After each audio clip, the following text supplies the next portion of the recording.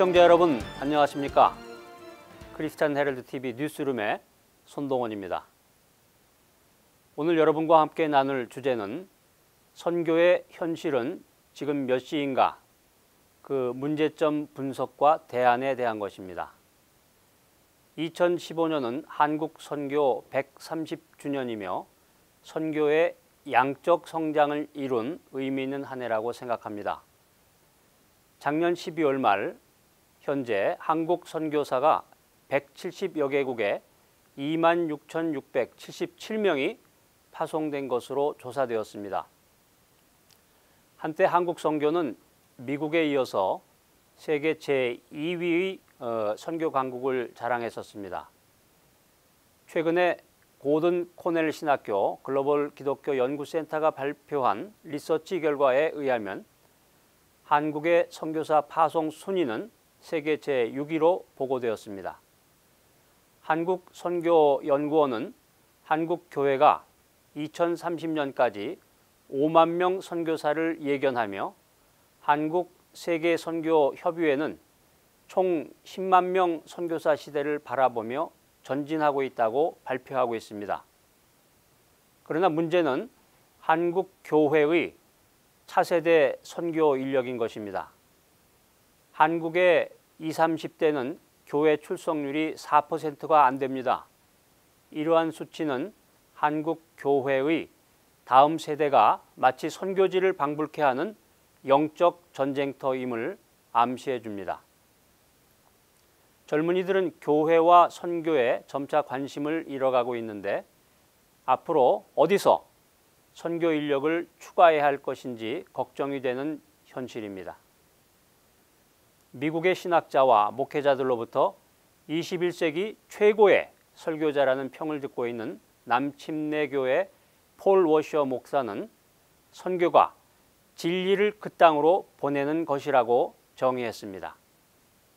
워셔 목사는 선교사란 복음으로 거듭나고 변화된 사람이 하나님을 진심으로 사랑하고 그 사랑을 바탕으로 진리를 모르는 이웃을 볼 때 아픈 마음을 참지 못하는 사람이라고 말하면서 선교사는 성경을 해석할 수 있는 신학자, 복음을 전하는 설교자, 또 그것을 가르쳐 지키게 하는 사람으로서 성경적으로나 인격적으로 철저히 준비된 성숙한 사람이어야 한다라고 말했습니다. 시청자 여러분, 지금 한국 선교는 선교의 사사시대에 있다고 진단되고 있습니다. 그 이유에 대해서 개인적으로 강한 신념을 소유했기 때문이라는 의견도 있지만 사실 선교사의 분열과 연합의 부족은 한국 교회의 분열적 구조에 기인한다고 말할 수 있습니다. 한국 선교는 지금 성과주의 내지 성장주의라는 문제점을 갖고 있습니다.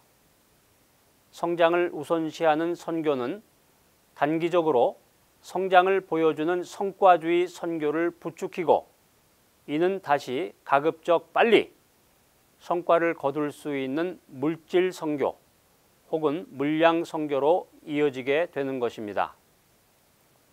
성장주의와 성과주의적 선교 방식은 선교의 조급증을 가져오게 되는데 빠른 외형적인 성과에 집중하다 보면 오랜 시간이 걸리는 랭귀지 스타디를 소홀히 하게 되고 현지화 과정을 통과하기 어렵게 됩니다.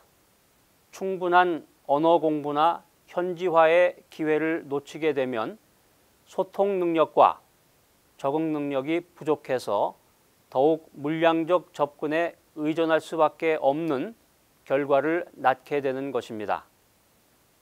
선교에 영향을 주는 교회의 분열적인 구조가 무엇이며 그것이 어떻게 선교에 나타나는가를 살펴보면 첫째로 교단의 분열을 들 수 있습니다.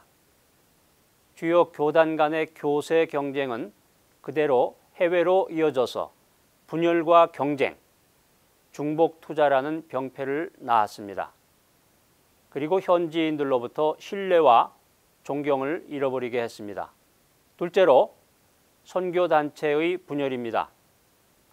선교 단체가 서로 연합하지 못하는 것은 한편으로는 한국 교회와 선교계 안에서 연합의 경험이 부족했기 때문이라고 생각할 수 있습니다.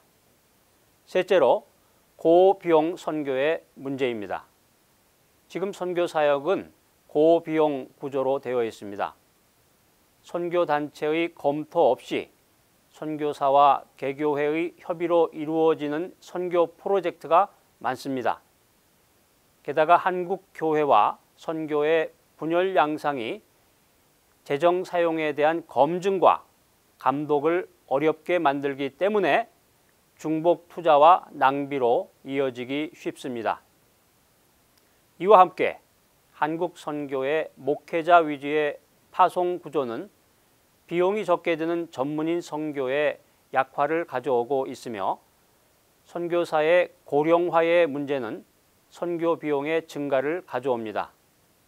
선교사의 인구학적 구조도 문제입니다. 현재 선교사들 중에 50에서 59세가 전체의 약 40%로서 10년 후가 되면 60대 이상이 전체 선교사의 절반을 차지하게 될 것이라는 예상입니다. 자, 그럼 이제 선교의 구조적 문제 해결을 위한 대안을 살펴보겠습니다. 첫째로 문제의 본질을 인식하고 회개하며 기도해야 합니다. 두 번째로는 구조적인 해결책을 만들어 나가야 합니다. 선교사 개인이 회개하고 잘하면 된다. 이런 처방은 효력이 적습니다. 리더십을 통한 제도와 강제력이 수반되어야 합니다. 선교 정책과 제도의 수립과 함께 그 제도의 강제력을 실행할 구체적인 조직이 있어야 됩니다. 그리고 그런 조직이 정직하고 영성이 있는 리더에 의해서 운영이 되고 전횡을 막기 위한 견제제도가 있어야 하는 것입니다. 세 번째로는 한국 선교의 생태계를 고려해야 합니다. 물량주의나 성과주의 선교와 분열을 조장해서 선교 생태계를 교란시키는 것을 막기 위해서 힘을 모아야 합니다. 여러 특징을 가진 선교단체들이 서로를 존중하고 연대해야 합니다. 선교의 수준과 질을 업그레이드 시키고 그 폐단을 스스로 없애 나가서 선교 생태계를 교란시키는 선교사나 단체를 퇴출할 수 있는 단계로까지 나아가야 하는 것입니다. 네 번째로는 미전도 종족 개척 선교를 실시해야 합니다. 하나님의 뜻을 이루기 위해서 과감하게 개척 지역으로 선교사를 보내는 것은 성과주의와 경쟁의 문제를 구조적으로 해결할 수 있는 하나의 방안이 될 수 있을 것입니다. 개척 지역은 선교 여건상 재정을 마음대로 사용할 수 없는 곳이 많기 때문에 물량주의와 고비용의 선교를 해소하는 데도 도움이 될 수 있고 개척 지역으로의 선교사 배치는 분열의 문제를 극복하는 데도 큰 도움이 된다고 할 수 있습니다. 다섯 번째로는 건전한 선교협의 기구의 형성과 청년층의 선교사 파송을 위한 대책과 방안이 모색되어야 합니다. 이를 위해서 선교학 교수들이 신학교에서 영향력을 발휘할 수 있도록 돕는 방안도 생각해야 하고 선교 교육이 선교 현실을 반영할 수 있도록 선교학 교수들과 선교사 사이에 커뮤니케이션과 교류도 활성화되어야 합니다. 청년 선교사 파송의 문제를 해소하기 위해서 청소년을 위한 선교 교육과 선교 캠프가 활성화되어야 하고 이것을 시니어 선교사 파송과 연결하는 방안도 생각해 볼 수 있습니다. 젊은 층을 선교사 후보로 모집하기 위해서 선교사 교육 강사진도 30, 40대의 새로운 리더들로 발굴할 필요가 있습니다. 여섯 번째로 소수라도 영향력이 있고 권위가 있는 포럼이나 회의가 개최되어서 전체 선교계가 이에 참여함으로써 실질적으로 유익을 얻는 방향으로 개선되어야 합니다.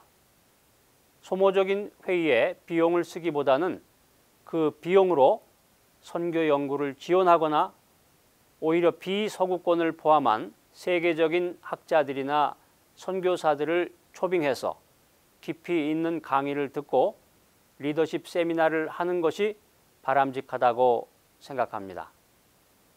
7번째로 복음 중심의 선교 교육을 강화해야 합니다. 한국 교회와 선교 사역의 문제는 기본적으로 크리스찬들이 하나님의 뜻보다는 이 세대를 본받는 데서 생겨났기 때문입니다. 미래를 바꾸어 놓을 수 있는 변화의 핵심은 지금 사람들의 마음속에서 일어나고 있는 가치관과 사고와 신앙의 변화인 것입니다. 시청자 여러분, 선교 참여자들은 이제 성장주의, 성과주의, 외형주의를 모두 과감히 버리고 복음 전파의 본질을 추구해야 할 때입니다. 한마디로 세속화된 선교를 하지 말아야 합니다. 따라서 선교의 주체들인 파송교회, 선교단체, 또 선교사들이 본질에 충실한 선교, 그리고 선교적 성공에 대한 올바른 이해를 해야 합니다. 이를 위해서 선교 교육이나 훈련에서 선교의 방법론적인 측면만이 아니라 전해야 할 복음의 본질에 대해서 강조하고 올바른 교육이 이루어져야 할 때입니다. 만일 내게 1000개의 생명이 있다고 해도 조선에 바치리라.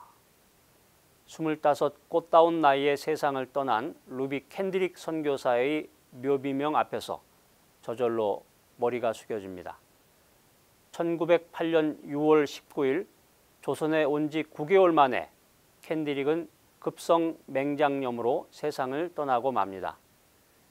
내가 죽거든 텍사스 청년들에게 10명, 20명, 50명씩 조선으로 나오라고 알려주세요. 캔드릭 선교사가 숨을 거두기 전에 텍사스의 청년연합회 앞으로 배달된 이 편지는 그녀의 유언장이 되고 말았습니다. 비록 25세의 짧은 삶이었지만 조선인을 누구보다도 사랑했던 캔드릭 선교사였습니다. 지금 이 시간 주님께서 우리에게 주시는 메시지를 듣기를 원합니다. 한 알의 밀이 땅에 떨어져 죽지 아니하면 한 알 그대로 있고 죽으면 많은 열매를 맺느니라. 한 알의 밀은 예수 그리스도를 의미합니다. 예수 그리스도는 땅에 떨어져 죽는 한 알의 밀이 될 자신과 십자가를 생각하며 이 말씀을 하셨던 것입니다. 낯선 땅에 뿌려진 캔드릭 선교사의 뜨거운 피가 하나님 앞에서 삶의 계산기를 두드렸던 우리 모두를 무릎으로 나아가게 만듭니다. 이상 크리스천 헤럴드 TV 뉴스룸에서 손동원이었습니다.